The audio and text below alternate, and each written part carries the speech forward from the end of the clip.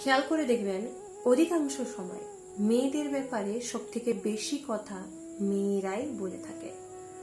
যেমন ধরুন, ছোট জামা পরলে, চুড়িদারের সাথে ওড়না না নিলে, শাড়িটা ঠিক মতন মনের মতন করে না পরলে, কাজ থেকে রাত করে বাড়ি ফিরলে, মাসের ওই কটা দিন ঠাকুর ঘরে ঢুকলে, বিয়ে করতে দেরি করলে, গায়ের রং, ডিভোর্স ইত্যাদি সমস্ত বিষয় নিয়ে মেয়েরাই মেয়েদেরকে জাজ করে। শাশুড়ি লেভেল থেকে শুরু করে বৌমা লেভেল অব্দি, পাড়ার কাকিমা লেভেল থেকে শুরু করে কলেজ পড়ুয়া মেয়েদের গ্রুপ অব্দি মেয়েরাই মেয়েদেরকে মাঠের বাইরে ধাক্কা মেরে ফেলে দেয়, বিজয় লাইন থেকে দূরে ঠেলে দেয়।